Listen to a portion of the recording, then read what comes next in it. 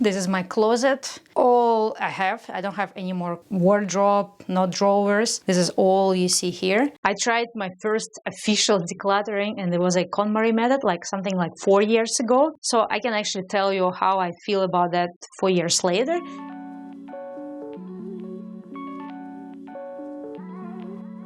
The method by Marie Kondo, or KonMari method. She wrote a book. You probably also saw documentaries with her on Netflix, and obviously everyone is talking about it. I did my KonMari Decluttering exactly 4 years ago. It was like summer 2016. So I read her book. I got really inspired by her, and I decided to try it. And even now, 4 years later, I still follow lots of principles when I assess things that I own, and that helps me to choose which things should stay with me and which things I should get rid of. The best thing that I like about KonMari method that she actually starts with the goal. She doesn't tell you like, oh, everyone needs to declutter, just get rid of everything, just keep one pair of socks and 2 t-shirts and you will be happy. She never tells you how many items to keep or to throw away. The first thing she tells you is like, understand what's your goal. Why do you need to have less things? What's your real reason? Because if you don't understand why do you need to have less things, you either will not get anything from this decluttering, or along the way you will just feel that you deprive yourself of items and didn't gain anything in the end. My personal reasons why I wanted to have less things: I used to move a lot. I would spend most of the year in Indonesia, but then for the certain season I would leave. So I would have to pack my whole belongings in the boxes and store it somewhere, began traveling, and then I would come back, unpack it, and it was like such a hassle. Spend the whole week just figuring what to keep, if I need those things. And also my friends, when they would move from Bali, they would just leave all their stuff with me. So at some point I ended up with having so many things that owned by other people, but they never came back to pick it up. So I just was overwhelmed with stuff. And also at some point I realized that I'm getting more and more things because people just give me stuff for free. I mean, like some of my friends would move from Bali, tell me like, oh, I have this clothes, do you want it? It's like, yeah, give it to me. Oh, I have these cups, do you want it? Oh yeah, just bring it. So I had so much stuff, and I realized I came to Bali to enjoy simple life, and I'm burdened by all these things. And of course, when I heard about this book, I was like, okay, let me read it and let me figure it out. So when I was reading this book, I really wanted to be liberated. I wanted to be free. I wanted to be the person who can easily move from one house to another without spending weeks on packing. I wanted to be a person who doesn't get attached to things. I wanted to be a person who can travel lightly, because I used to travel with like lots of stuff. And also I wanted to be a person who doesn't depend on shopping as, I don't know, like psychotherapy. Like I would go buy things just to feel better. And also I used to be a person who would just buy things because they are on sale or because they are cheap. And then I would realize that those things don't even last long. So I started noticing that some things I had for years, and I enjoyed wearing those things so much that I would just keep wearing. But some items I would just buy them, wear a couple of times, and they would never be used again. And the KonMari book basically helped me to understand why I even getting things, why I'm sticking to things, what things I should actually keeping in my house.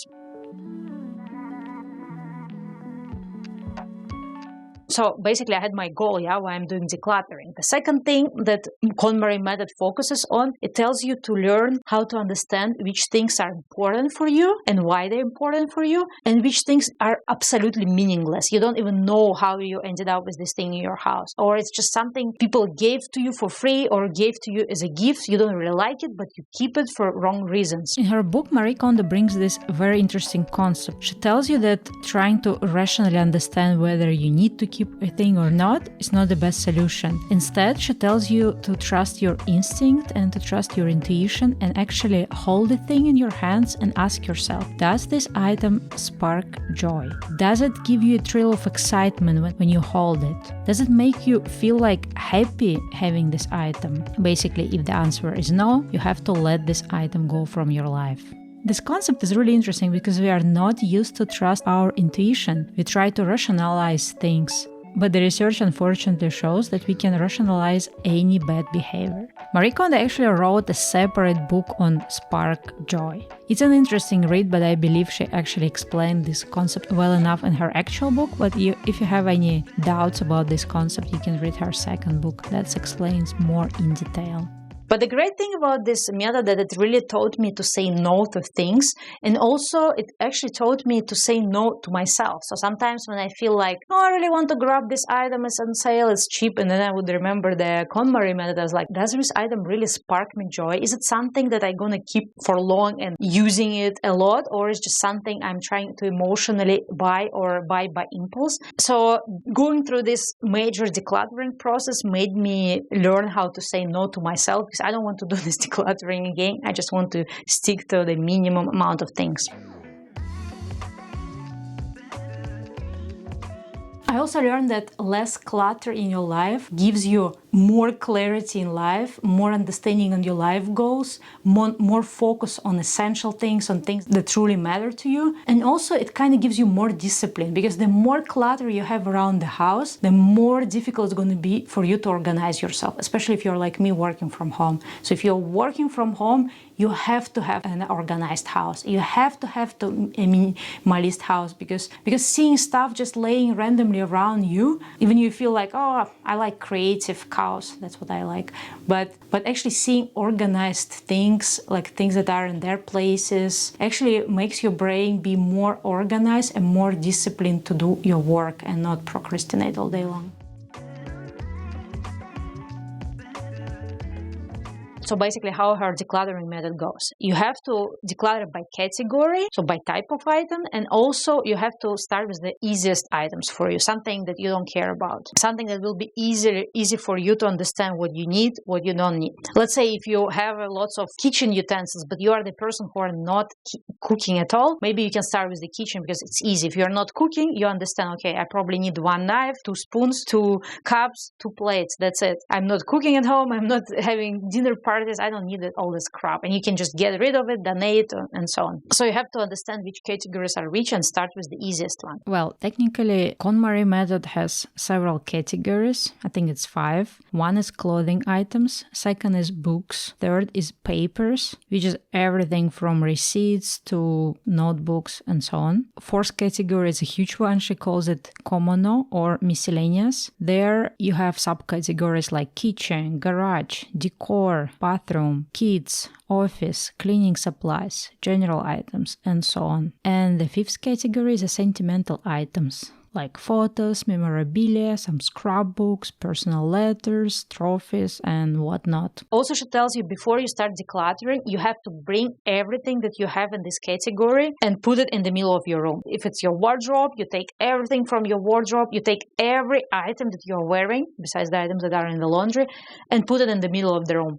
I remember where I did it, I just put all my clothes on the bed, and it was a major pile, and I was like, oh my god, I didn't know I had that much clothes. I'm wearing the same things every day. How do I adapt having so much stuff? In my situation, for example, I realized I'm keeping so many things that I used to wear before I moved to Bali, but I kind of didn't want to get rid of them because I was afraid, what if I go back, if I move back from Bali to where I lived before, maybe I will need these things. But the funny thing, I never moved back ever. And most of things, because Bali is super humid, they either got moldy or they were eaten by moths. So it was pointless to keep them. I would be better off just selling them or giving it to my friends so they can wear it and use it, not just waste it. But that's another story. So when you put everything from one category in one space, you can actually understand how much shit we own. Also, it gives you perspective if you have duplicates. For example, you understand that you have 10 phone chargers. Do you really need that many? Also, it lets you understand that you have some items that are absolutely useless. For example, you have charger from this camera, and this camera you sold 2 years ago, but I still keep the charger. Something like that, you know? KonMari decluttering method is really time consuming. Just the fact that you have to bring every item from the category in one space. So if you have a huge book library, you have to literally remove all the books from all the shelves and put them in the middle of the room. All the wardrobe items, they have to be in one pile. If we talk about kitchen things,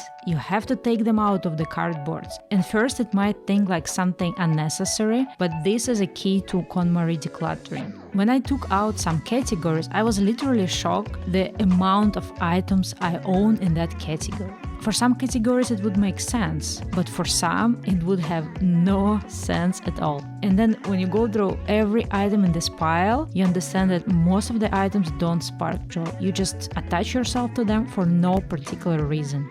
And honestly, the skill of letting go of things that have no sense in your life, don't make you happy, don't enhance your life and they're just sitting there. So the skill of letting go of these items taught me how to bring the same skill to my life. Letting go unnecessary relationships, letting go unnecessary goals that I was trying to pursue, just realizing they are not my goals. Letting go some activities, some habits, some hobbies that are not true to yourself.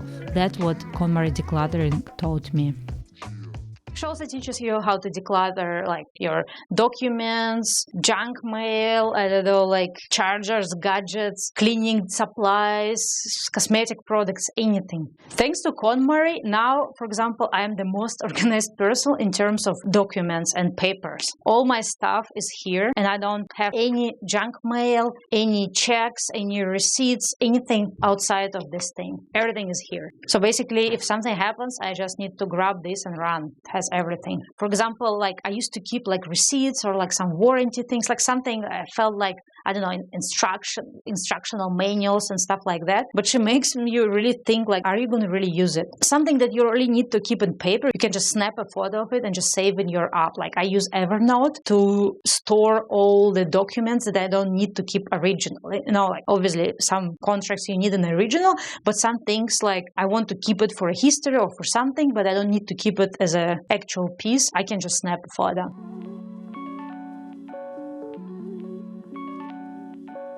I can tell that now I have less stuff that I owned before KonMari eras. So now I have, for example, better shopping habits, better like habits in terms of not getting free shit if I don't really need it, not buying things when they're on sale. So like, you know, all these things are obviously much better than they used to be before. Plus, there are categories of items that I don't have many items anymore. I don't have much jewelry, I don't have much accessories, I don't have many cosmetic items, I have only few cleaning items and so on. Those categories are non-essential for me. So I don't need to have many items in those categories. But then there are other categories like gadgets, like stationery and other things that are part of my daily life, part of my hobbies, part of things that I really love. And those categories might have a lot of items. But again, I try to stick to items that really spark me joy, the items I truly need and love, and also avoid any unnecessary impulse purchases. So the answer is not the amount of items, but actually being able to focus on areas that are important for you and completely let go and minimize in those categories that have no importance to you anymore.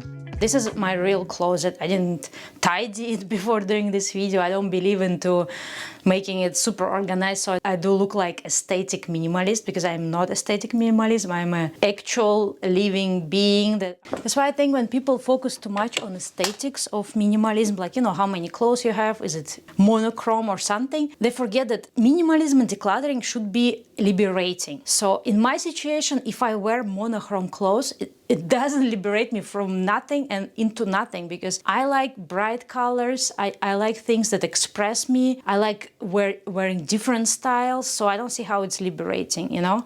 But at the same time, if I have too much stuff, I have hard time choosing, I have things that don't match each other, then it's actually limiting. So you have to understand in your particular situation what is limiting and what's liberating. And also, if we talk the same thing about the amount of items, you know, like, so for somebody wearing like having one pair of socks and like, I don't know, one set of underwear is probably liberating. Definitely not for me, because I don't want to spend time on going to the laundry room like every week. I want to do my laundry once every 2 weeks, sometimes once every 3 weeks. So for me, having a little bit more clothes is somehow liberating, because it doesn't need me to go to the laundry room all the time.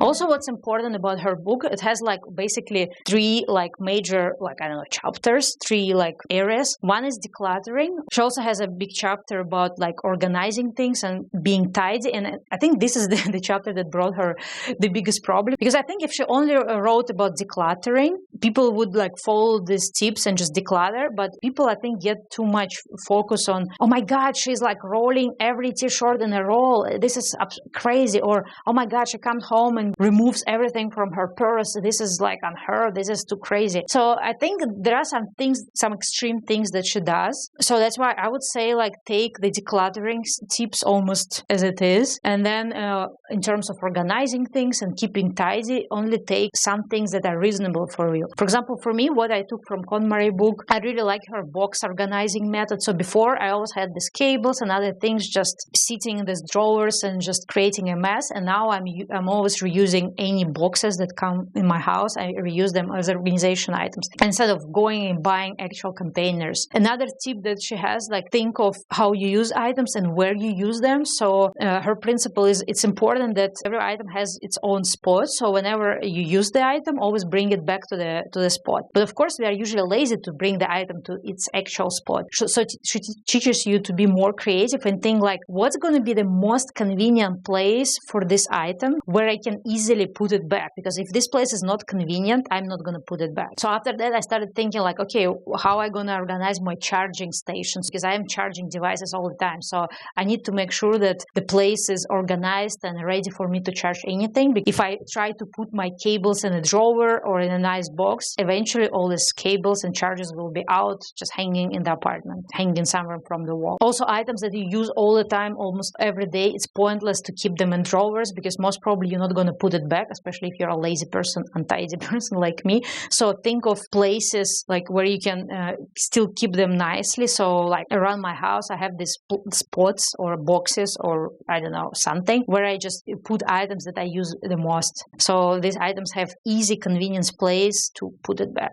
Also, personally, I love her rolls. Rolling items and putting them in the drawers or on the shelves. For me, it's just the best way to see what clothes I have and also to figure out what I want to wear. I don't really roll everything. For example, socks and underwear, I don't really roll it. But t-shirts and pants and towels, that works for me. Also, she doesn't advise hanging things, but I do hang most of my stuff because this is how it works for me. Again, I believe you just have to look what advice she has. Maybe try it, because at the beginning I tried to roll everything. Just see how it works for you and just adapt or adjust. I can talk about KonMari for like almost an hour because I still believe it's a great way to do decluttering. First of all, because it's easy to go from having too much stuff into having like little stuff and then focusing on building new habits. But there is always a downside to KonMari method.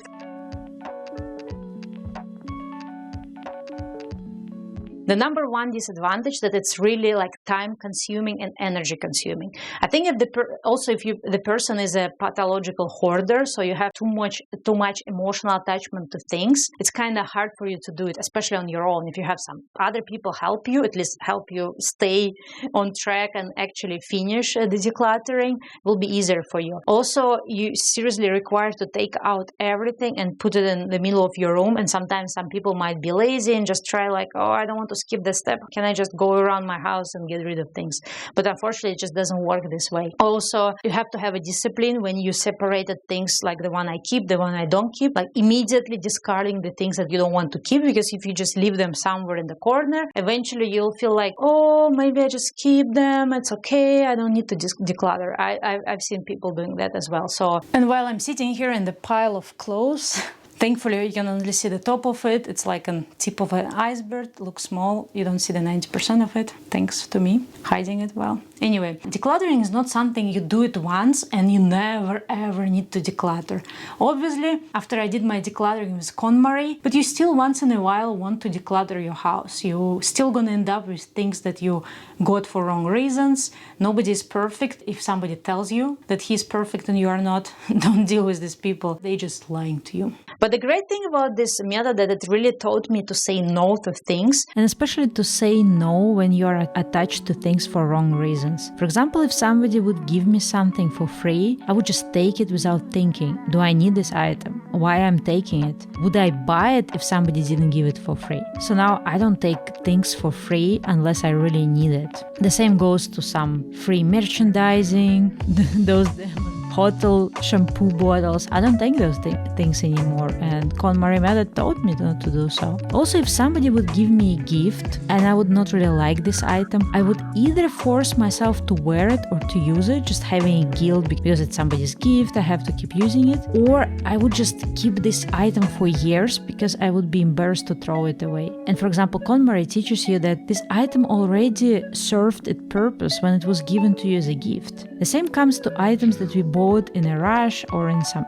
impulse, and then we don't want to get rid of those items even if we don't use them, don't wear them, because we feel like, oh, it's just going to be a waste of money to throw it away or to donate it. But you already lost that money when you bought that item, so it's pointless to keep it. It's not going to bring the money back. You're probably better off trying to sell it or exchange it for something else, just do some swap and getting at least some value back. I realized we have so many emotional and mental reasons for holding to items, and we usually rationalize holding to those items, but in reality it's just a bad habits. And I'm glad in these 4 years I made a certain journey where I don't have so many of those old habits anymore. And even my house doesn't look super tidy and ideal minimalist monochrome home with 3 items. This is the home I truly love. I enjoy being there, and when I look around I understand I'm surrounded by things that seriously spark me joy. I enjoy being at home because I understand that my home is like the best place on earth for me. And this is thanks to items that I surround myself with. This is not about the brands or amount of items. It's about curating what you bring into your life.